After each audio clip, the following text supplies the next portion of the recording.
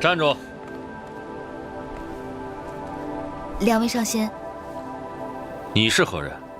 小仙是浮云殿的仙子。我说怎么看着眼熟？你鬼鬼祟祟的样子，身后藏的是什么？啊，都是一些寻常的杂物。寻常杂物？寻常杂物有何可逼人的？定有古怪。拿来看看。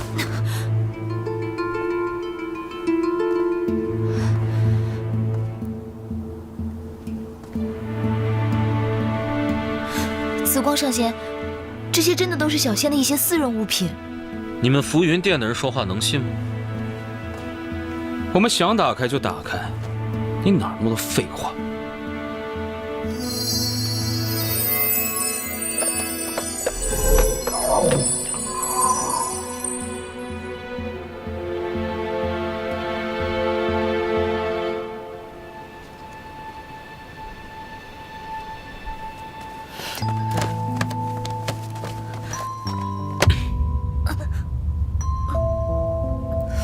什么东西这么宝贝啊？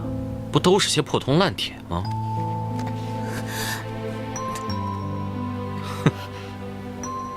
嗯，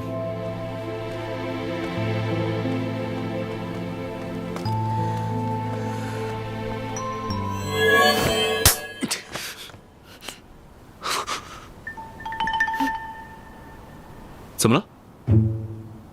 没事，走吧。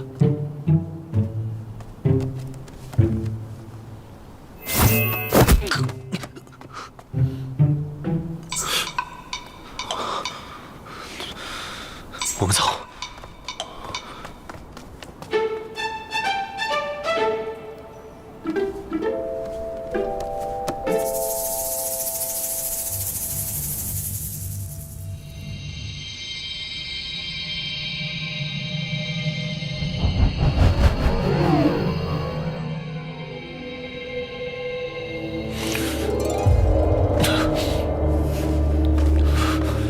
神尊，神尊可还好？幽都山，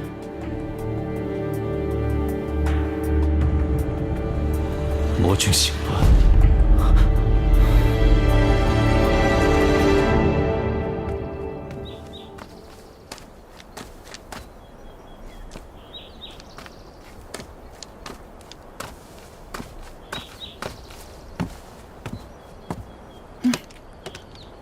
林夕，你回来了。神尊呢？大殿呢？他刚刚没出去啊？没啊，我一直在这守着。你是一直在这睡着吧？哎，你那袋子里装的什么呀？不告诉你。神神秘秘。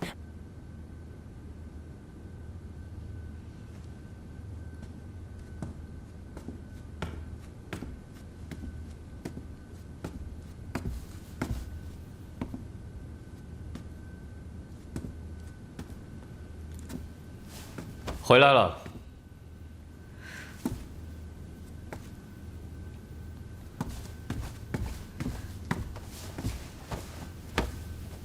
神尊，去哪玩了？我随便走走。你都去哪儿了？我去了妖王洞、上清境，还有天池。哦，我去看逐日鸟了。逐日鸟，好看吗？好看，可好看了。那逐日鸟傻兮兮的，追着太阳猛飞，飞得还极快，跟一团火一样。逐日鸟性格暴戾，你去看它没伤着。多谢神尊关心，我没有受伤。不过就算受伤了，那也值了。值了？我剪了它一根羽毛。本尊现在被禁足于殿内，你是殿里的人，不要到处乱走，平时没事就待在殿里。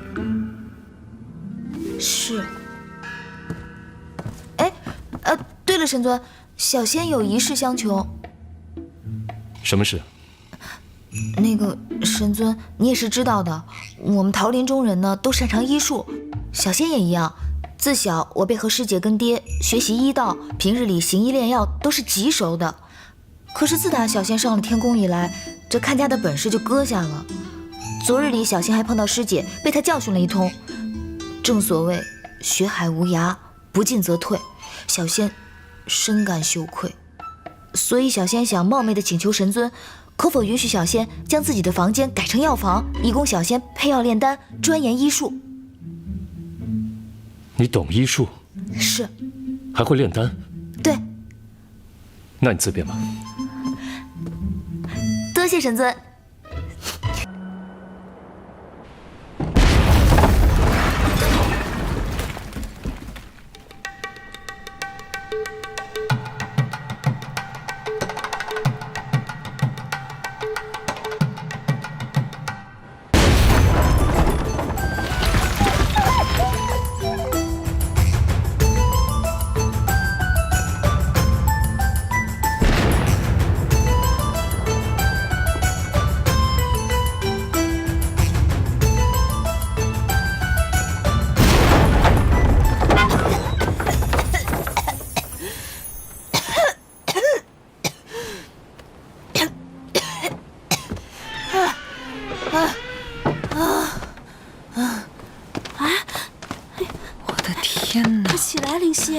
林夕，你这不是在修炼医术啊，你这是在炼制法器呀！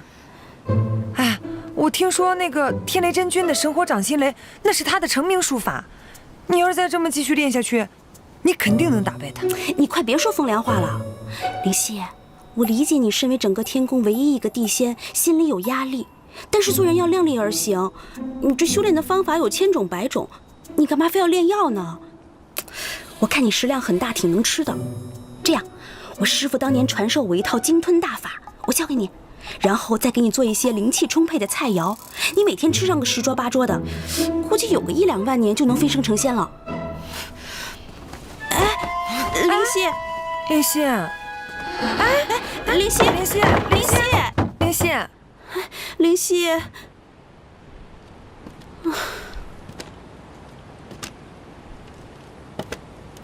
哎，啊，你刚刚说的鲸吞大法，我觉得挺适合我的。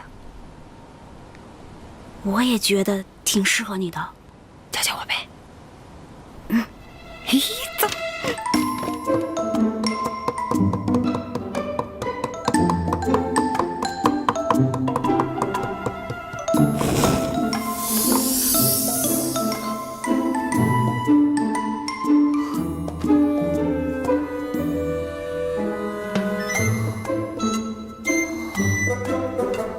怎么这么难啊？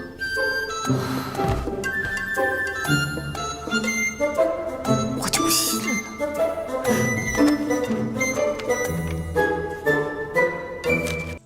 林夕，林夕，林夕，林夕，我成功了！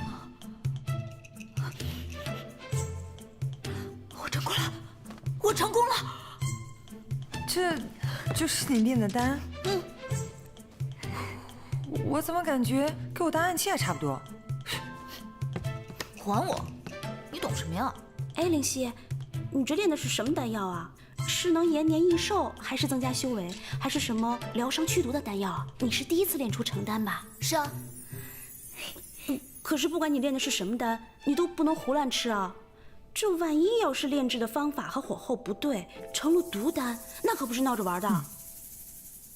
13，你上次说上清境有一捧望月泉，是治寒之水，可是真的？当然了，早些年万灵院就有一个小仙童失足掉下了望月泉，不足片刻就险些丢了性命，那症状就跟咱们神尊得了寒疾差不多。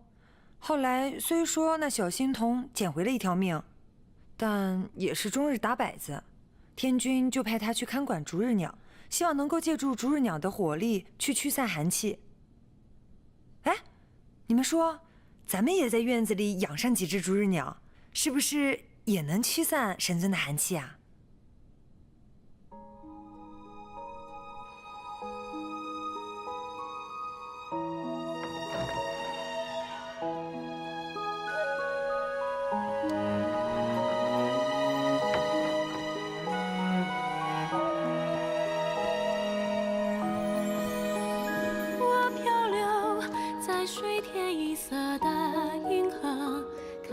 光，荡起层层银光。在梦中，你悄然掀起了皱褶，牵引着，牵引着。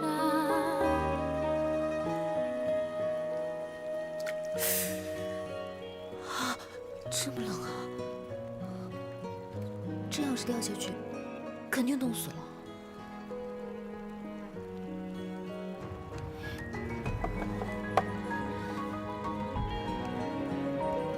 不管了，试一试才知道。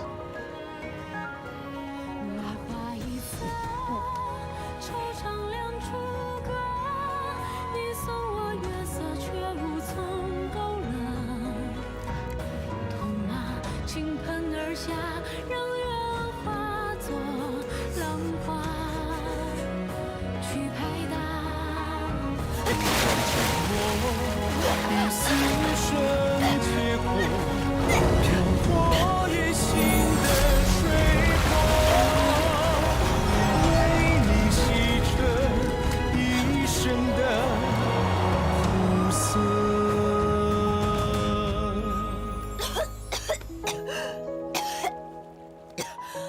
神尊，实在说，万灵院的小仙童掉进去片刻，半条命都没了。你说什么？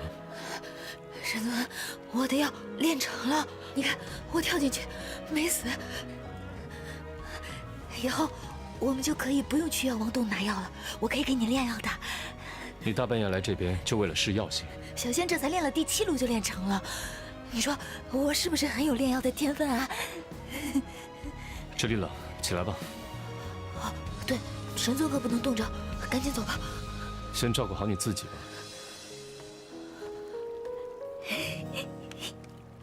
神尊，你等等，小仙。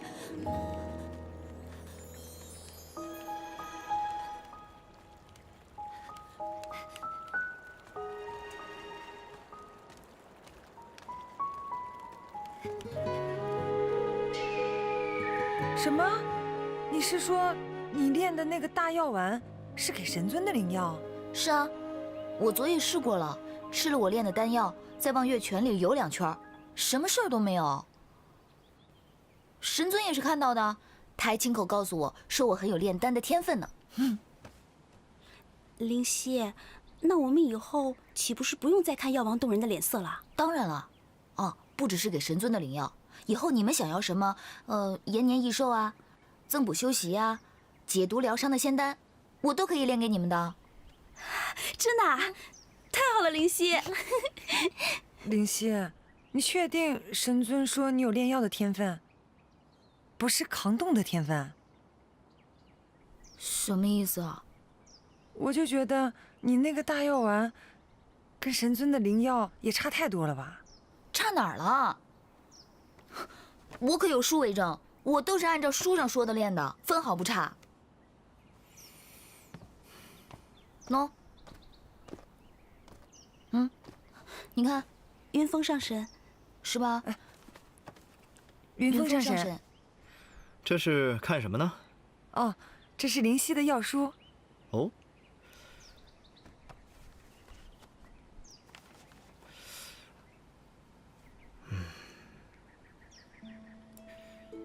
这是什么呀？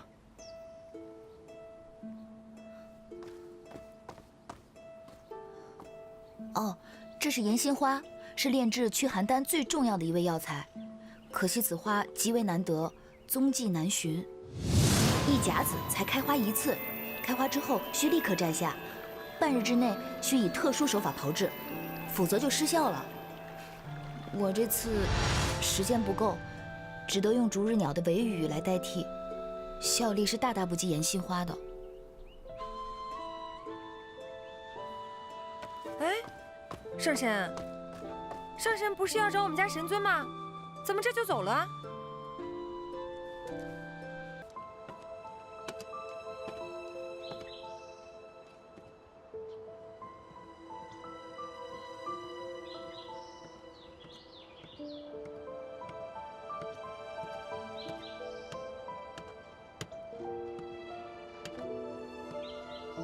神尊，师姐炼制的新的祛寒丹送来了，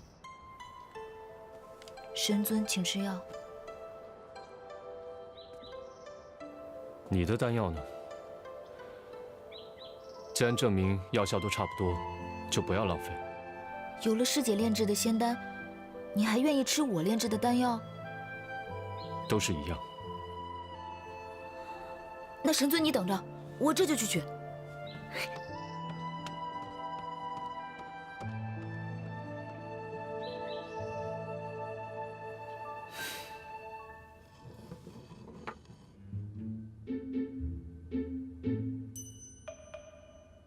这是什么？这是小仙炼制的仙丹。仙丹？嗯，为何如此之大？小仙是第一次炼丹，还做不到像师姐那样炼化自如、凝丹随心。不过神尊你放心，小仙炼的丹药的效力虽然不及师姐，但也不差的，你就放心服用吧。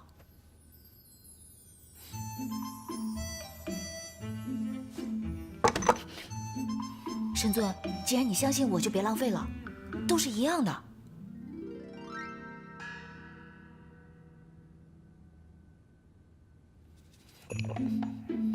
哦，神尊，你要是觉得这不方便服用的话，小仙特意为你准备了刀和筷子，你可以把它切碎了，慢慢享用的。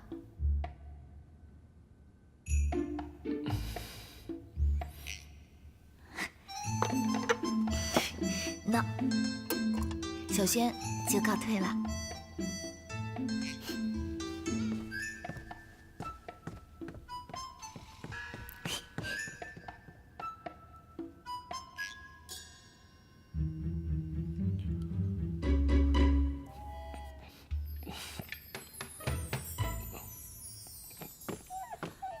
小白，这不能吃，不能吃啊，不能吃。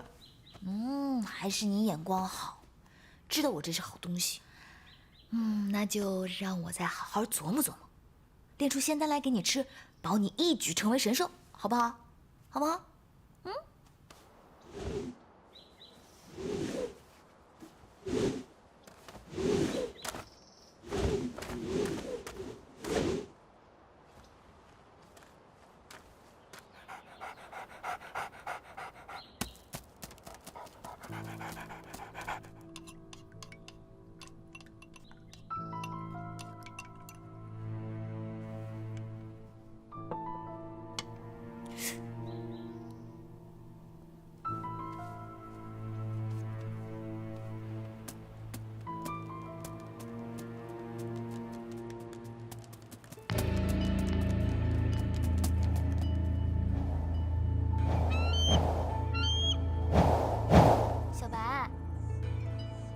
小白，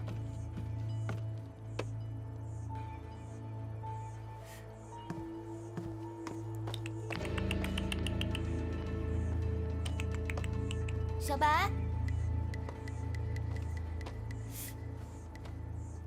小白，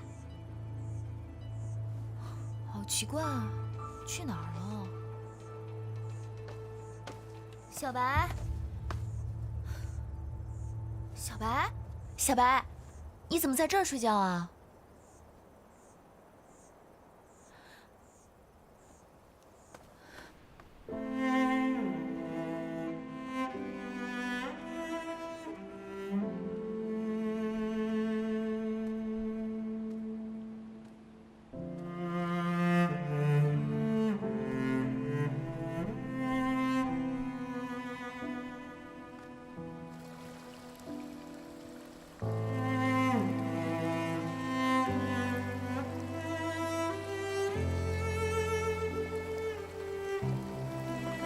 小白，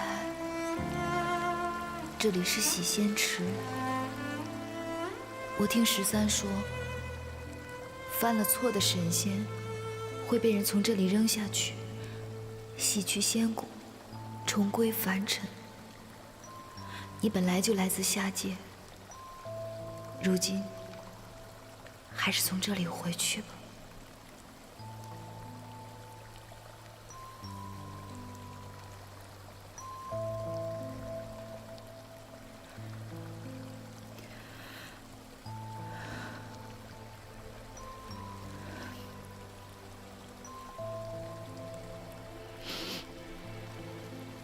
小白，以后不管是做人还是做小狗，你都要聪明一些。人分好坏，神仙也一样，有舍一己为众生者，也有阴险歹毒、欺软怕硬、自私自利的。你也太笨了，白白跟了我这么久，也分不清好坏，就这么着了别人的道。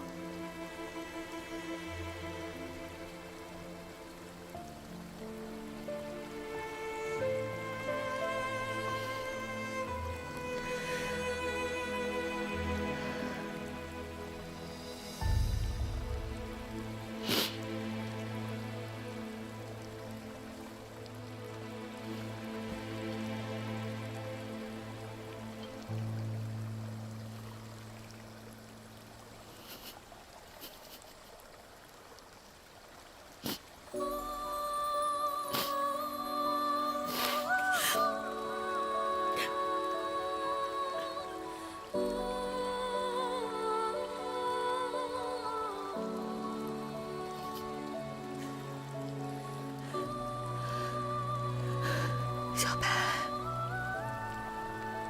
去吧。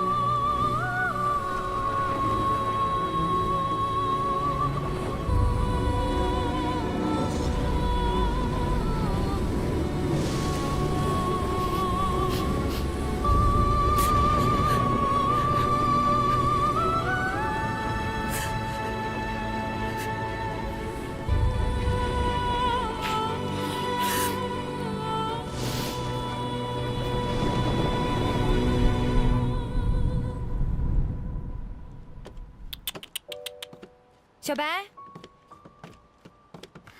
你找小白呢？啊，好几日都没见他了。我也是。小白应该去哪儿玩了吧？或者在灵犀屋里呢？灵犀，他也好几日没出房门了。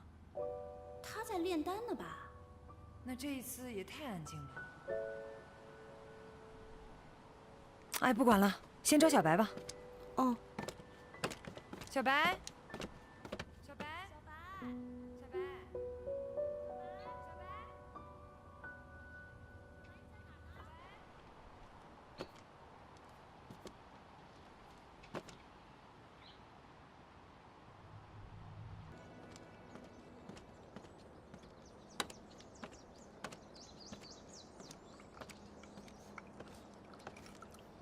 都好几日没看到小白了。灵犀，小白前几日在你屋里吗？那他去哪儿了呢？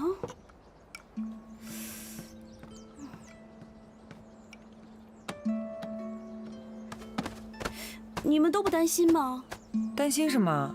他出去玩，饿了自然会回来了。唉，现在狼心狗肺不爱来我们福音殿的哪只是狗，人更多。就那个袁同上仙，神尊刚回来的时候，他来我们福音殿那可勤着呢。结果神尊一被禁足，连个人影都没有了。说起来，这袁同上仙也挺让我失望的。昨日我出去办事，还看到他和紫光方生两人一起跟在天雷真君身后，亦步亦趋的，很是亲近。势利小人，以后这种人来我们福音殿，直接放狗咬他。狗在哪儿呢？这小白都不回来了。灵犀，你倒是说句话呀！说什么？说什么都行。这么大个院子，现在就剩我们3个人，你还成了个闷葫芦。司命，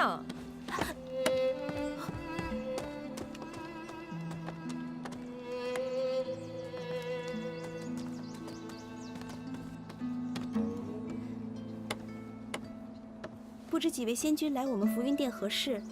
可是找我们家神尊？他们来能有什么好事？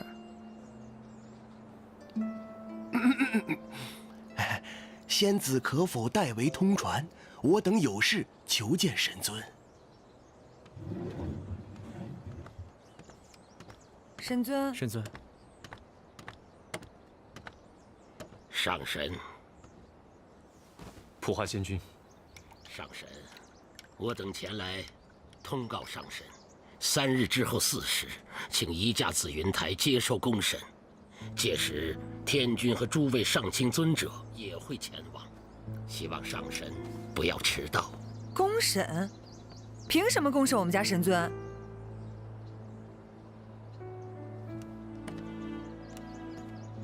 上神撕毁战报，天宫万余名仙者联名上奏，要求重审幽都山一案。就凭这，审不得吗？上神，天族乃6界之首，没有法度不成方圆。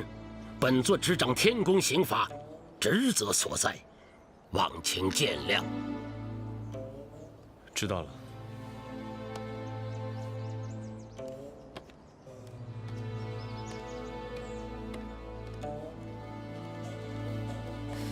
好你个狼心狗肺的东西！你看我不打断你的狗腿，你怎么跟他们混在一块儿了？疼，轻点。我也是在大殿向天君奏事。这普化仙君来了，天君让我同他们一起来，我能如何？切！神尊，还有一事，天雷真君向天君进言，也是3日之后要迎元征的遗宝进功德殿。天君同意了。同时，他还请求从功德殿内请出神尊的龙牙战甲。什么？他是疯的吗？天君肯定不会答应的。天君答应了。什么？天君这个老糊涂，我看他真的就是……但是天君也说了，等到神尊公审结束之后，再行定夺。定夺？定夺个屁！你就少说2句吧。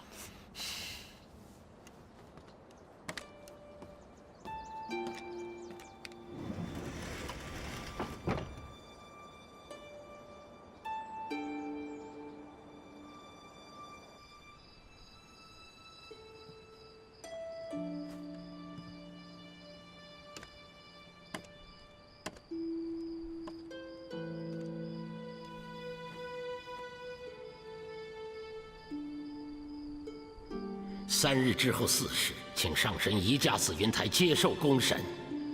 到时，也要迎元征的遗宝入功德殿，同时还会从功德殿内请出神尊的龙牙战甲。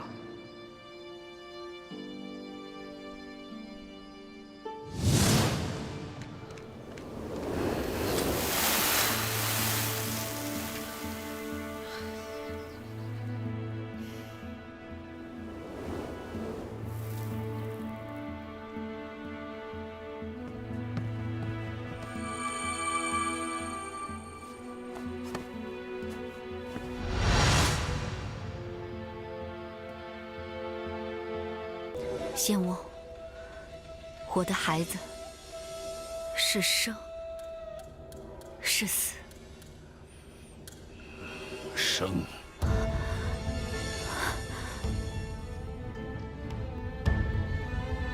国主的女儿没死。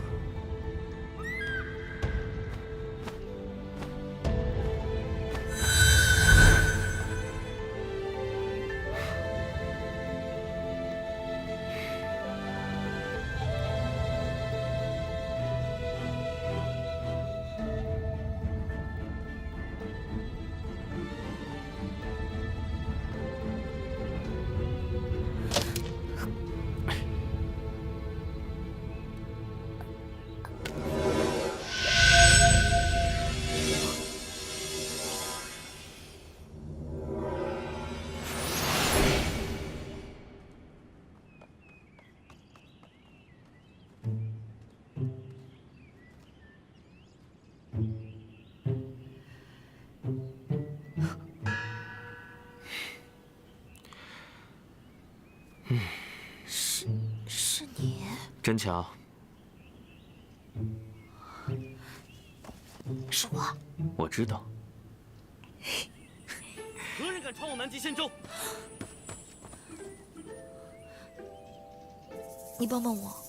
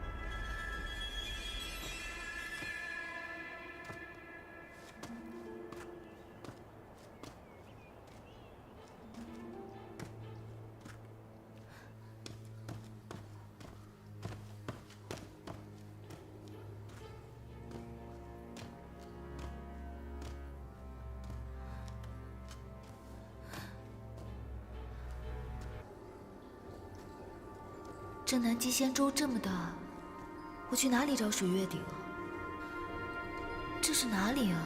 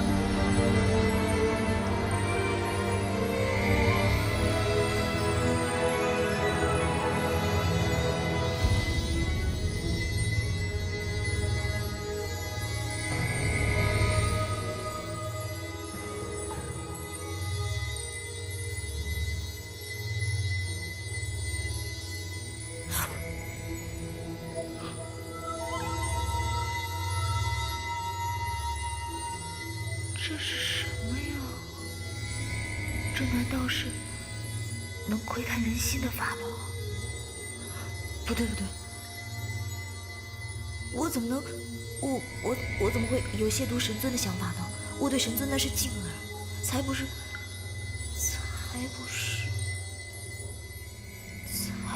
那样呢。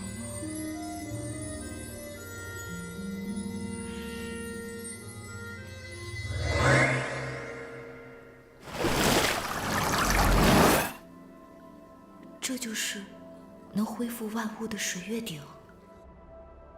仙翁，我的孩子现在何处？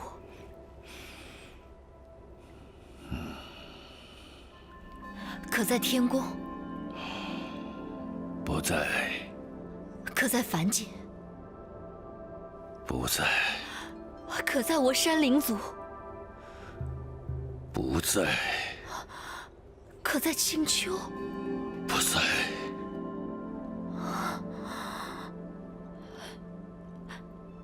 人未死，却不在我六界之中。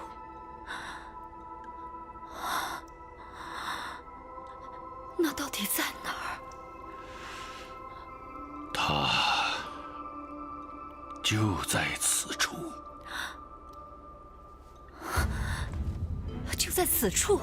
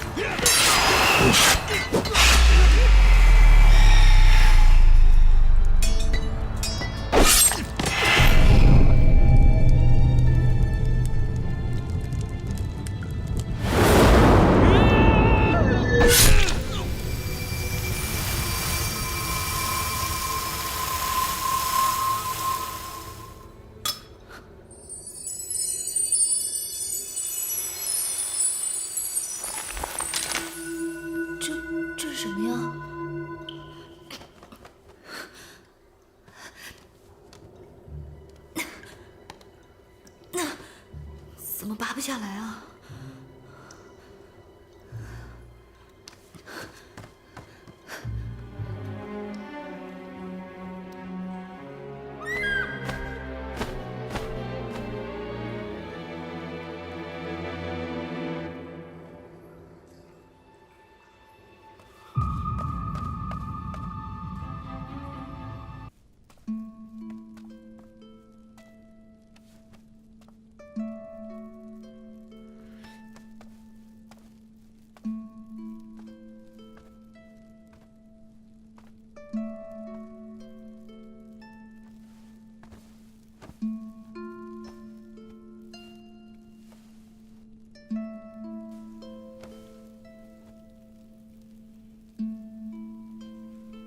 你下去吧。是。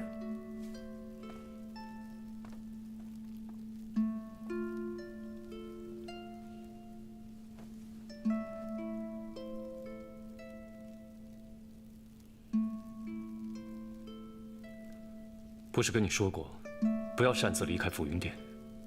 你听不懂吗？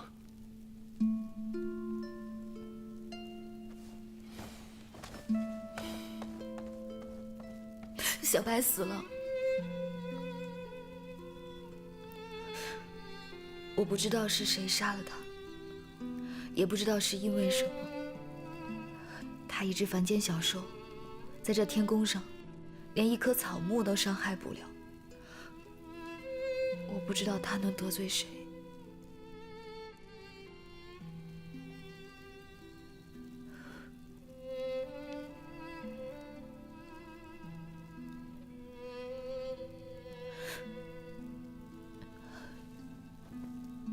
神尊，我知道这不是你的错，你也定是有你自己的苦衷的。可是就算是神，也是有心的，你就不会觉得委屈吗？委屈是死不了人的。可小白死了。神尊，我知道你是不会做错事的，你都是为了别人，你为了别人，你宁可委屈自己，也要顾全大局，庇佑弱者。因为你是战神，你就是这样的人。可林夕不过是这天宫上法力最低微的一个小仙，林夕不懂什么道理。林夕是不会给神尊添麻烦的。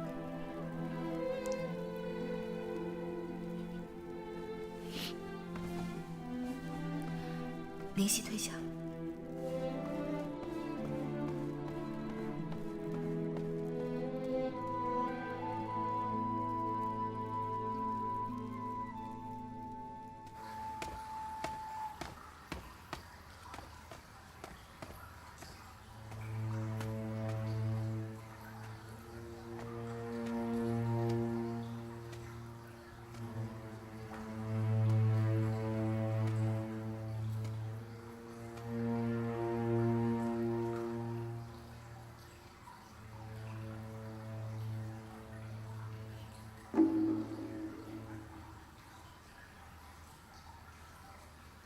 你知道是你犯错了吧？因为你，因为袁家，神尊无畏受千夫所指，为的是不想让袁家重蹈猎夷灭族的覆辙，而你们却恩将仇报。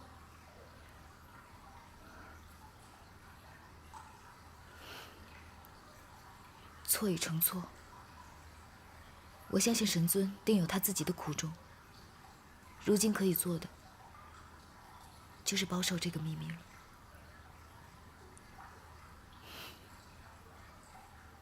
你若在那边遇到小白，你要替我好好的照顾他。他胆子小，又贪吃，你要好好养着他，别让别的小兽欺负他了。什么人？你在这儿做什么？袁同上仙，你还没回答我的问题呢。没什么。你手里拿的是什么？什么都没有。神尊还在等着小仙呢，小仙告退。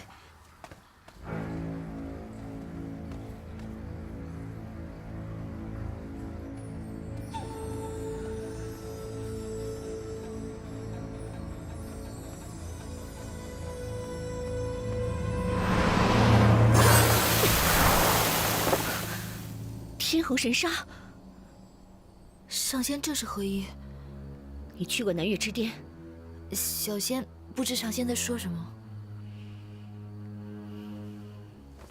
给我。什么？啊！自从这个东西套在小仙手上，就怎么也摘不下来了。我说的是战报。原来你早就知道战报内容。看来你真的恢复了战报。交给我。既然你知道战报真相，为何不替神尊开脱？你可知神尊为了你们袁家，受人排挤，被人非议？你母亲还去药王洞断了神尊的伤药，让他饱受寒疾之苦，还要接受紫云台公审。你们这是恩将仇报。把战报给我。你不要逼我。不给。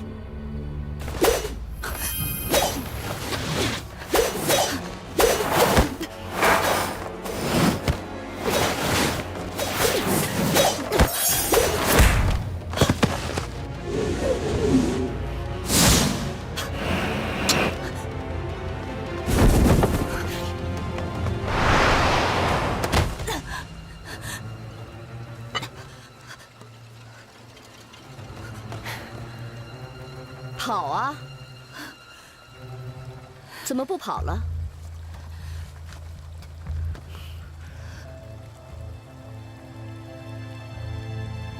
你知道这里是哪儿吗？你身后便是洗仙池，任何神仙只要坠入洗仙池，便会脱去仙胎，碎去仙骨。无论多高的修为，都要重新来过。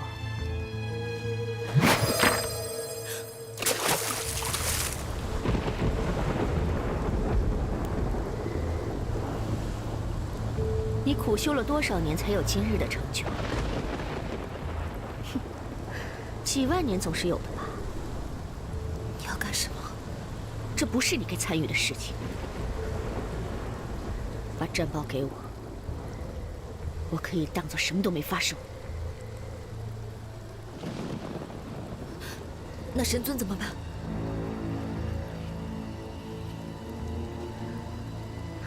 神尊不会有事的。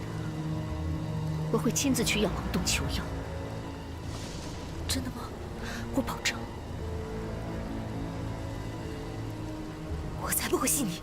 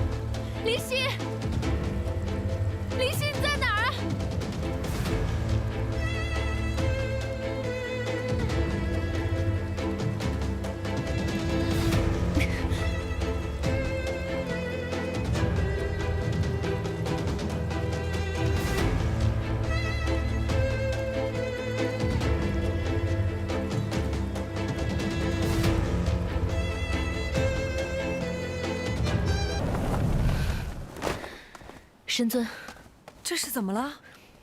你帮我照顾一下他。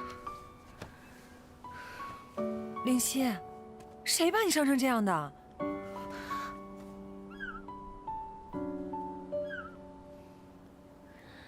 神尊，灵犀元气大伤。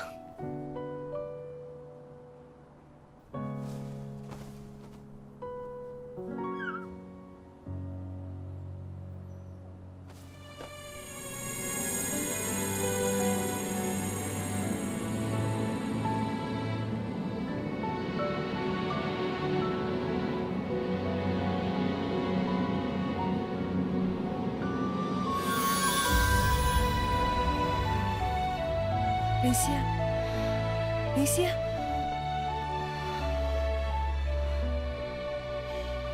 站住！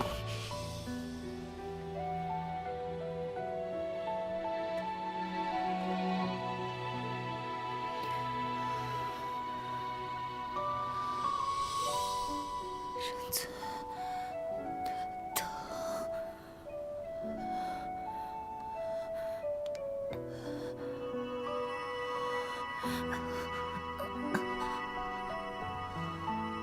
灵犀，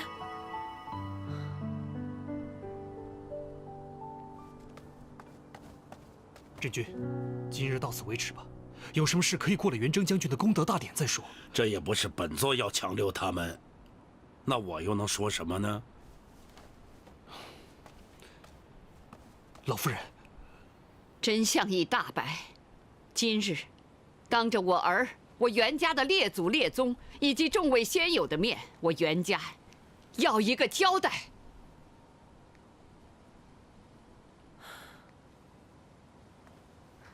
母亲，交代是吗？袁同上仙，袁老夫人很想知道真相，你觉得呢？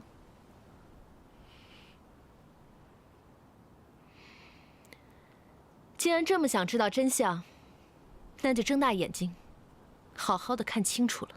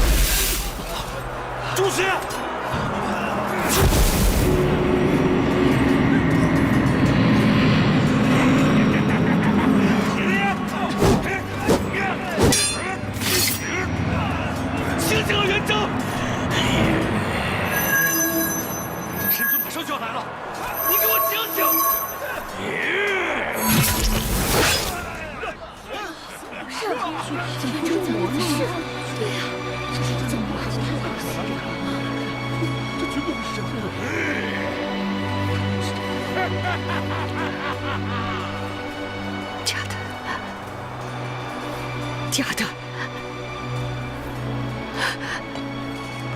真君，这占宝是假的，我儿他从小涂魔，绝不会入魔的。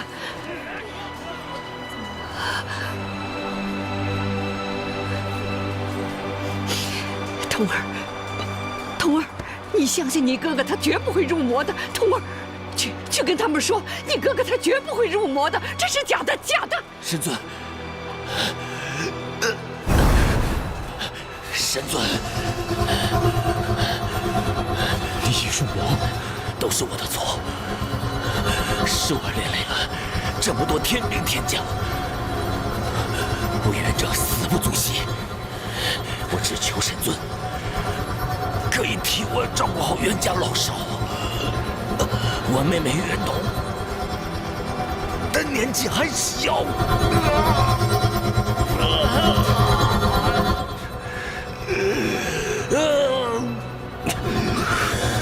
我绝不能留你，你放心，我会保护你的家族。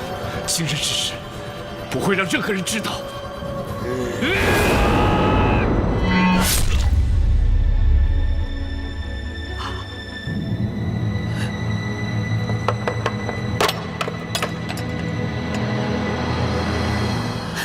母亲，老夫人，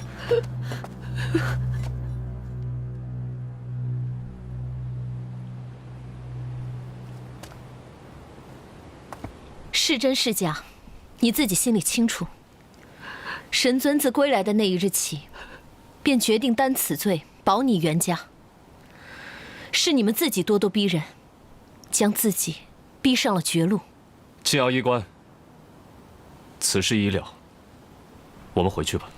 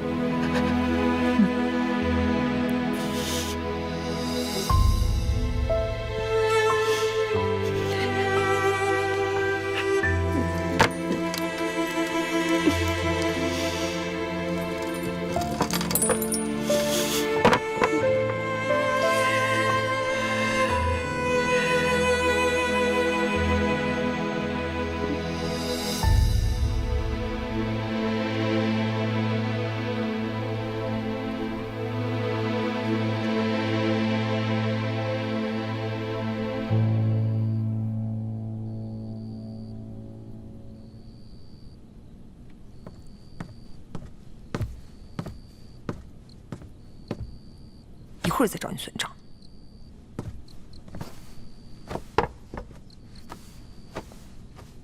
他怎么样了？青瑶医官，你倒是说话呀！这灵犀到底伤得如何？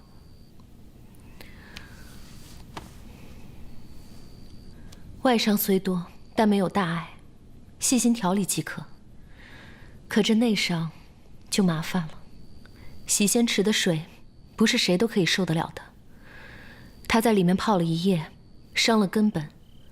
若是调理不好，这辈子怕是只能止步地仙，再无晋升的可能了。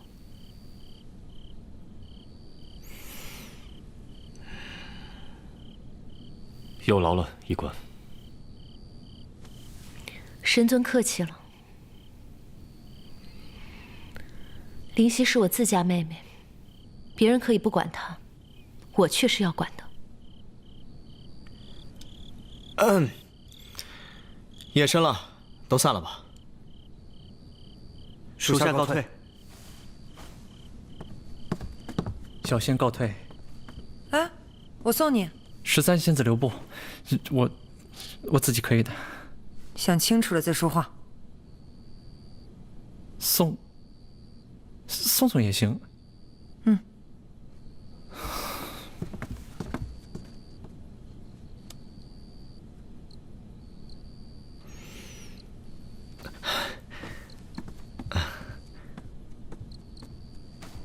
青瑶医官，我送你啊。我不走，我要留在这里照顾他。哎，这里是浮云殿，有13、花烟，还有我师兄照顾他呢。哎，放心吧。云峰上神是不允许我留在浮云殿吗？若是这样，我可以带我师妹回桃林休养。哎，当然不是了。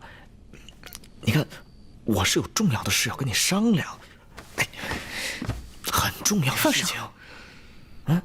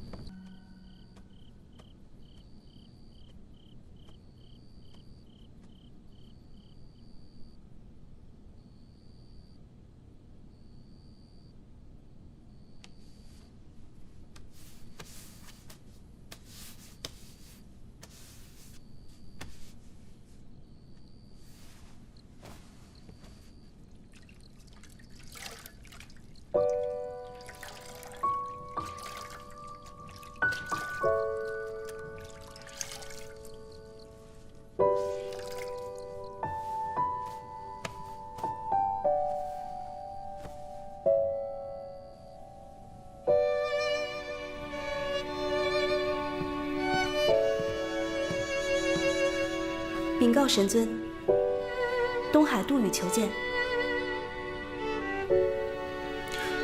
正殿候着。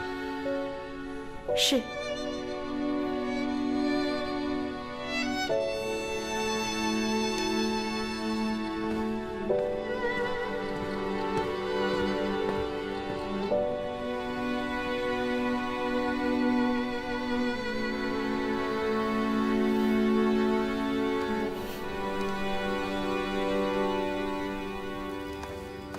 杜宇见过神尊。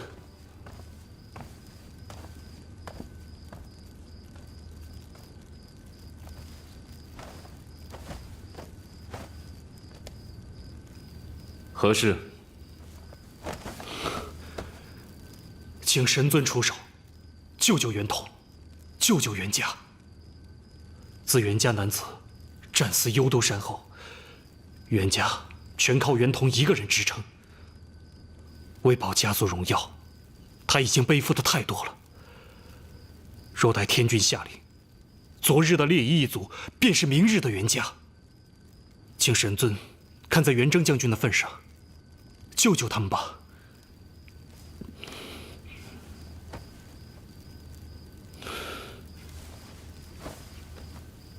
本尊问你，你要实话实说。是。当年的事，你与袁统早已知晓了，是不是？是。神尊刚醒过来的时候，袁统就拿着袁征的家书想说明一切，为你恢复名誉。是小仙拦住了他，是小仙自私，想着以神尊的功绩地位是可以扛过去的。可袁家，神尊，千错万错，都是小仙的错，请你大发慈悲，再救袁家一次吧。你之前宁愿被禁足受审，也不愿吐露实情，不就是想保护袁家吗？事到如今，能救袁家的，就只有你了。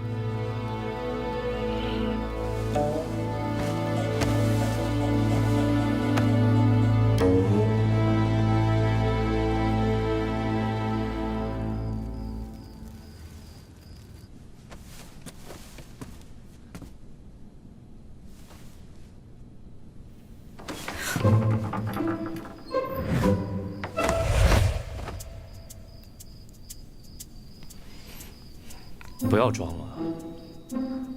神尊，你看到了？嗯。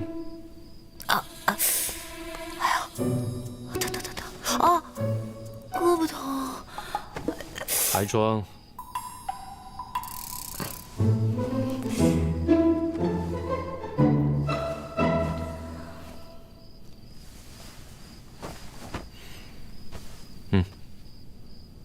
这是神尊给小仙的吗？多谢神尊。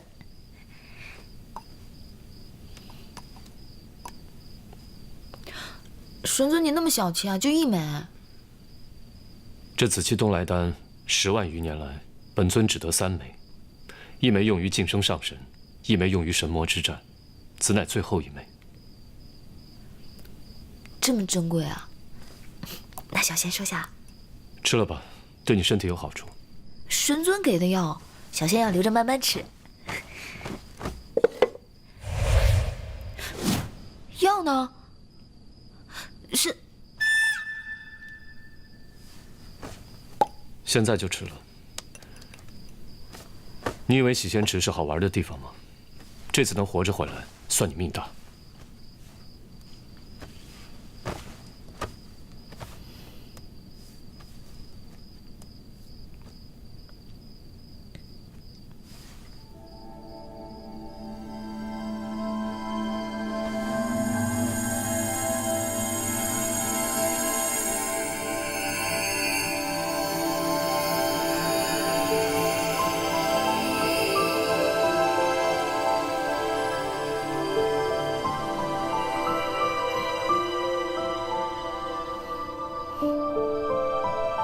好多了。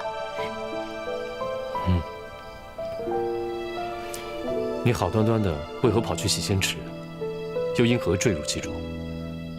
自然不是因为活腻味了自己跳下去的，我是被袁同上仙给推下去的。袁同。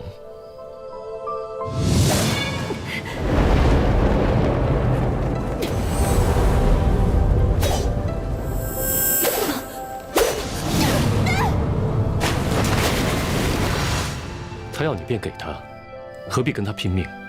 你一个小小地仙，不知道自己对上他没有胜算吗？我本来也是要把那战报给烧了的，可是他偏要抢，他抢我就偏不想给他。我就是觉得神尊为了这样一个人，饱受非议，很不值得，很委屈。你为这件事死了，便值得了？我当时也没有想那么多。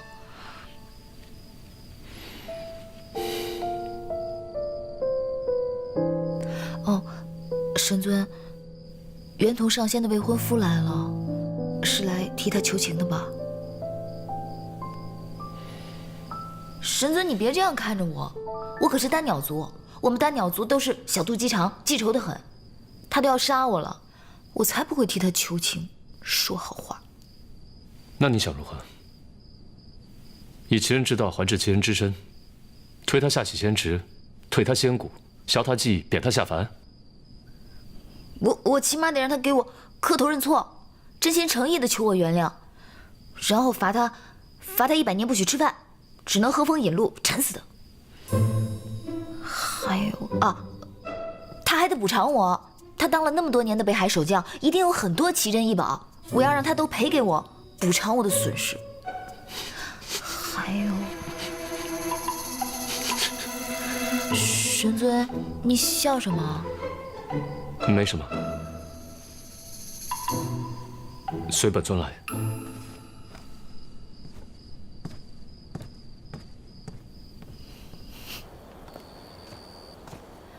神尊，我们这是去哪儿啊？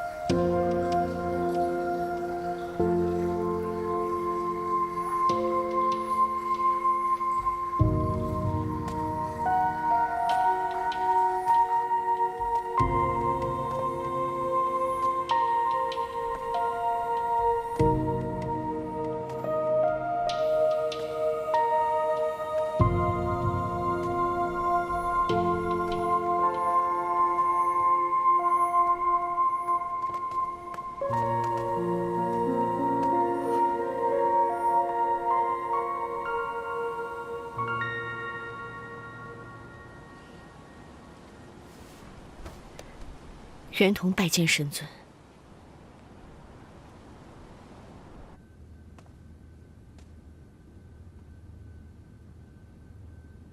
袁同愧对神尊。你为保家族不衰，藏下元征家书，隐瞒战报真相，这一切，本尊都看在眼里。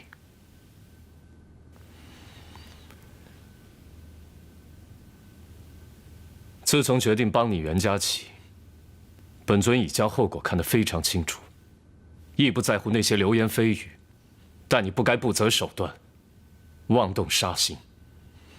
是你将袁家的路给走绝了。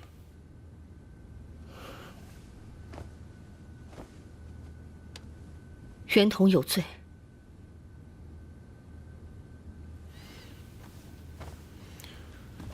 你太年轻了，莽撞而且愚蠢。当年元征是从天兵一步一步做起，历经8万余年，终而能成为4大战将之首。你呢？你凭什么？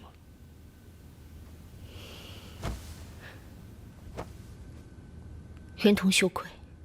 这5万年来，你空坐其位，连半点都没学得天族战将该有的责任以及气度。今日，本尊要废你5万年的修为，你可服气吗？任凭神尊处置。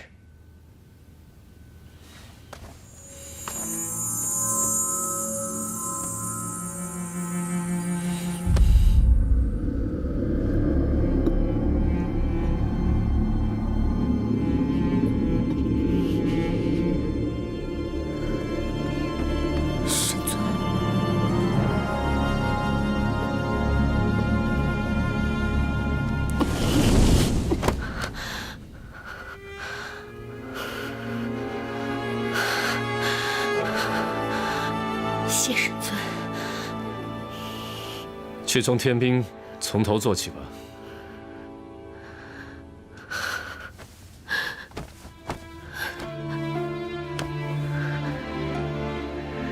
神尊不驱赶我族，还将我留在军中。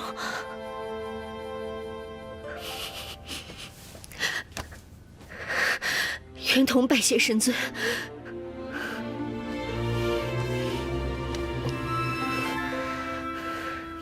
你还欠他一个道歉。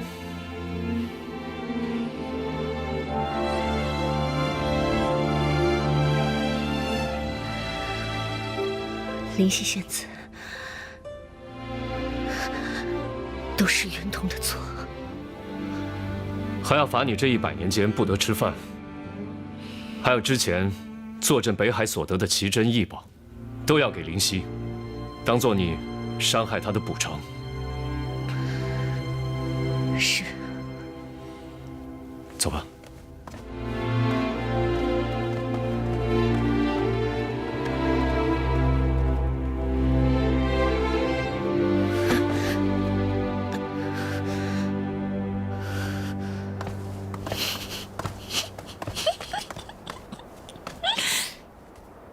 你笑什么？